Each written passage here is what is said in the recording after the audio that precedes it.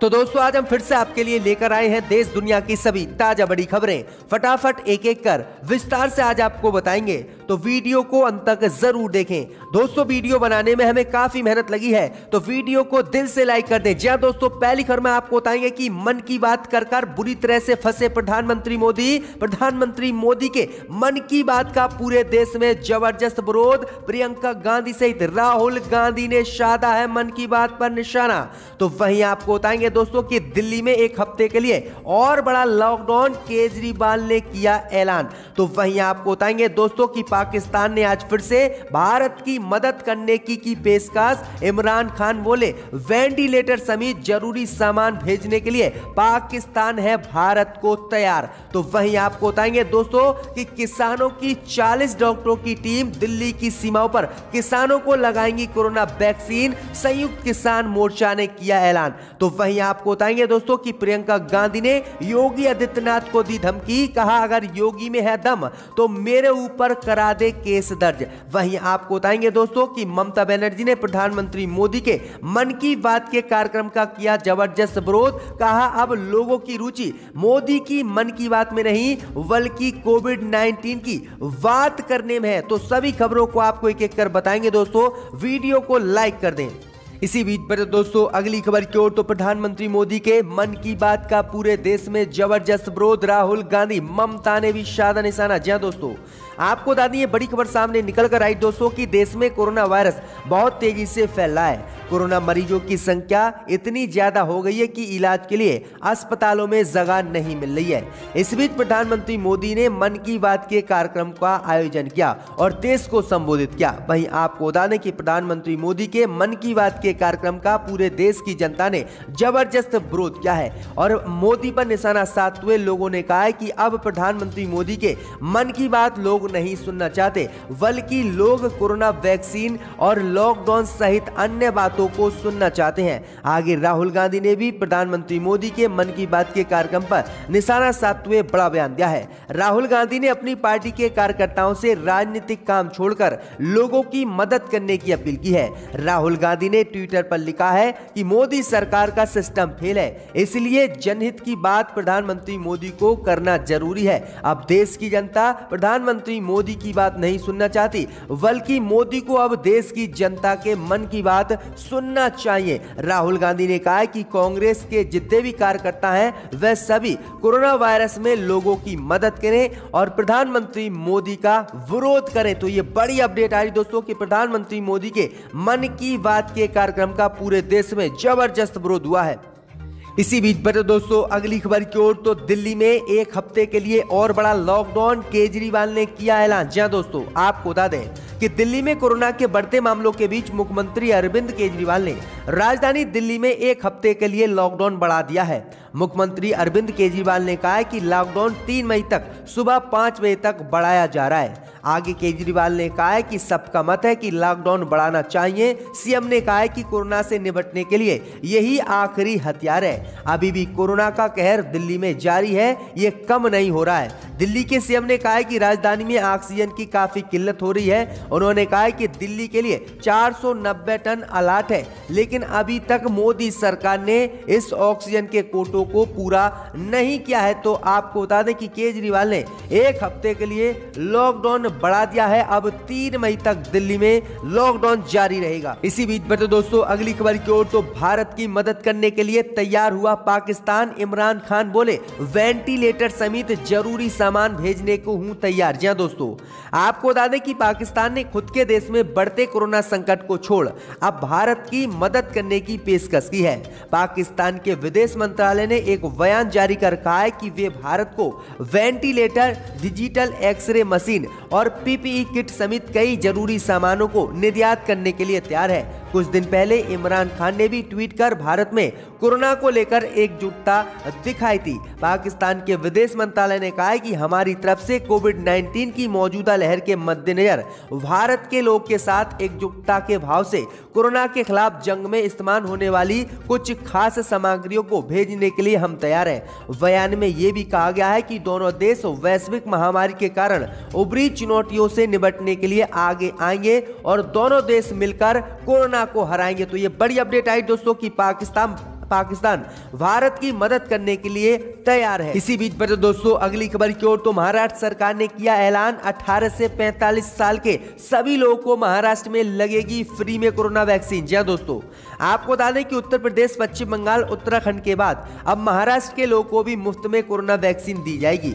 जी हां दोस्तों, ये ऐलान महाराष्ट्र की उद्धव ठाकरे सरकार ने किया है। उद्धव ठाकरे सरकार ने ऐलान किया है कि 18 से लेकर 45 साल तक की उम्र के लोगों को फ्री में कोरोना वैक्सीन लगेगी। ये ऐलान महाराष्ट्र की ठाकरे सरकार ने किया है।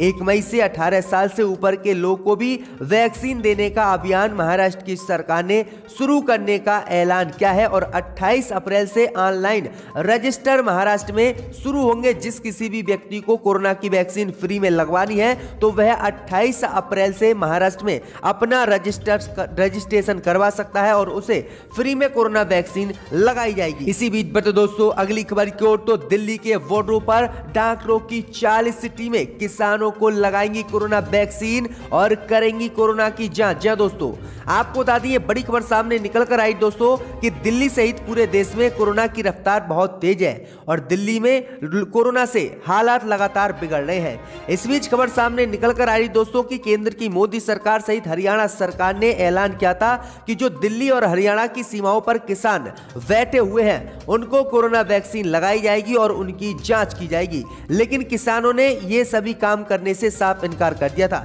लेकिन आज किसानों ने बड़ा ऐलान किया है। किसानों ने कहा है कि हमारे पास 40 डॉक्टरों की टीम है जो दिल्ली की सीमाओं पर धरने पर बैठे किसानों का कोरोना जांच करेंगी और उनके टीके लगाएंगी। तो किसान अब राजी हो गए हैं और किसान जो 40 डॉक्टरों की टीम किसानों के साथ है, अब किसानों का वो कोरोना टेस्ट करेगी और कोरोना की वैक्सीन लगाएगी। किसानों ने ये ऐलान आज कर दिया है। इसी बीच पर दोस्तों अगली खबर की ओर, तो उत्तर प्रदेश में प्रियंका गांधी ने योगी आदित्यनाथ पर बोला हमला, कहा अगर योगी में है दम तो मेरे ऊपर करा दे केस। जी दोस्तों, आपको बता दें कि कोरोना को लेकर मचे हाहाकार के बीच कांग्रेस लगातार केंद्र की मोदी सरकार पर निशाना साध रही है। मीडिया रिपोर्ट के मुताबिक योगी आदित्यनाथ ने उत्तर प्रदेश में अफवाह फैलाने वालों के खिलाफ राष्ट्रीय सुरक्षा अधिनियम के तहत मुकदमा दर्ज करने और उनकी संपत्ति को जब्त करने का आदेश दिया। तो प्रियंका गांधी ने इस पर योगी आदित्यनाथ पर एक्शन ले लिया और बड़ा हमला बोला। प्रियंका गांधी ने ट्वीट कर मुख्यमंत्री योगी आदित्यनाथ से कहा कि पूरे उत्तर प्रदेश में ऑक्सीजन इमरजेंसी में है। इस बात को मैं कह रही हूं, अगर अब योगी सरकार को यह खबर फेक लगती है तो मेरे ऊपर केस करवा दे और मेरी संपत्ति जब्त करवा दे। प्रियंका गांधी ने भगवान का नाम लेते हुए कहा कि आप भगवान के लिए ही सही हैं, लेकिन लोगों के लिए नहीं। आप जो भी उत्तर प्रदेश में कर रहे हैं वह सब कुछ गलत है। उत्तर प्रदेश में ना तो अस्पताल है और ना ही वेंटिलेटर है और ना ही ऑक्सीजन है। अगर योगी आदित्यनाथ को यह खबर और ये मेरा भाषण फेक लगता है तो योगी में दम है तो मेरे ऊपर केस दर्ज करा दे और मेरी संपत्ति को जब्त करके दिखाए। तो प्रियंका गांधी ने यह बड़ा हमला योगी आदित्यनाथ पर आज बोला है। इसी बीच में तो दोस्तों अगली खबर की ओर, तो मन की बात के कार्यक्रम पर प्रधानमंत्री मोदी के ममता बनर्जी ने बोला हमला, कहा लोगों की रुचि कोविड-19 की बात में है ना कि मन की बात में। जी दोस्तों, आपको बता दें कि मुख्यमंत्री ममता बनर्जी ने रविवार को प्रधानमंत्री मोदी के मन की बात के कार्यक्रम पर बड़ा हमला बोला है। ममता बनर्जी ने कहा कि लोगों की रुचि अब प्रधानमंत्री नरेंद्र मोदी के मन की बात के कार्यक्रम में नहीं है, बल्कि वे कोविड-19 की बात प्रधानमंत्री मोदी के मुंह से सुनना चाहते हैं। आगे ममता बनर्जी ने कहा कि प्रधानमंत्री मोदी बताएं कि महामारी और टीके की कमी आखिरकार देश में क्यों हुई है। दरअसल आपको बता दें कि मोदी ने अपने मासिक रेडियो कार्यक्रम मन की बात में कहा कि कोविड-19 की लहर ने देश को हिला दिया है और लोगों को टीकाकरण कराना चाहिए। पार्टी कार्यकर्ताओं के साथ बैठक के दौरान ममता बनर्जी ने कहा कि मोदी और केंद्रीय गृह मंत्री अमित शाह उस समय बंगाल पर कब्जा करने की योजना बनाने में व्यस्त थे जब कोरोना वायरस महामारी दूसरी लहर को नियंत्रित करने के लिए उचित कदम उठाए जाने चाहिए थे। आगे ममता ने कहा कि किसकी मन की बात में रुचि है, अब लोग कोविड-19 की बात प्रधानमंत्री मोदी से सुनना चाहते हैं। अगर 1000 लोग की भीड़ में एक संक्रमित है तो वह सभी को संक्रमित कर सकता है। तो ये बड़ी अपडेट आई दोस्तों की बड़ा हमला ममता बनर्जी ने आज बोला है। इसी बीच बढ़ते दोस्तों अगली खबर की ओर, तो कोरोना के खिलाफ जंग में उतरी भारतीय वायुसेना, ऑक्सीजन टैंक का लेकर सिंगापुर से भारत लौटे विमान। जी हां दोस्तों, आपको बता दें कि कोरोना वायरस के खिलाफ अब भारतीय वायुसेना भी जंग में उतर चुकी है। इसी के चलते IAF के विमान सिंगापुर से ऑक्सीजन टैंकर लेकर भारत लौट गए हैं। इसके साथ ही नौसेना भी इस वायरस के खिलाफ मोर्चा संभाल रही है। देश से लेकर विदेश तक वायुसेना के एयरक्राफ्ट ऑक्सीजन सप्लाई के लिए उड़ान भर रहे हैं। शनिवार को तड़के 2 बजे भारतीय वायुसेना का एक C-17 ग्लोब मास्टर विमान उच्च क्षमता के क्रायोजेनिक ऑक्सीजन टैंकर लेकर जो है दिल्ली पहुंचा है और इस विमान में लगभग 3 टैंकर आए हैं जो ऑक्सीजन की कमी को भारत में पूरा करेंगे। तो ये बड़ी अपडेट आई दोस्तों कि भारतीय वायुसेना विदेशों से ऑक्सीजन लेकर भारत आ रही है। इसी बीच पर तो दोस्तों अगली खबर की ओर, तो कांग्रेस राज्य नहीं चलाएंगे 1 मई के बाद टीकाकरण, प्रधानमंत्री मोदी पर वैक्सीन न देने के लगाए हैं आरोप। जी दोस्तों, आपको बता दें कि देश में कोरोना वायरस की दूसरी लहर बहुत तेजी से फैल रही है। कोरोना के नए मरीजों और महामारी के कारण होने वाली मौतों की संख्या में भी लगातार बढ़ोतरी जारी है। संक्रमण की रफ्तार पर लगाम लगाने के लिए केंद्र की मोदी सरकार ने टीकाकरण अभियान में तेजी लाने का फैसला किया। तो वहीं कांग्रेस शासित राज्य और केंद्र के बीच टीकाकरण के तीसरे चरण को लेकर तकरार शुरू हो गई है। दरअसल 1 मई से कोविड के खिलाफ टीकाकरण अभियान का तीसरा चरण शुरू होने वाला है, जिसके अंतर्गत 18 साल से अधिक उम्र वाले सभी लोगों को कोविड वैक्सीन लगाई जाएगी। लेकिन कांग्रेस शासित राज्य राजस्थान, छत्तीसगढ़ और पंजाब ने वैक्सीन की कमी का हवाला देते हुए टीकाकरण का तीसरा चरण शुरू करने से साफ इनकार कर दिया है, जिसके बाद मोदी सरकार की मुश्किलें बढ़ गई हैं।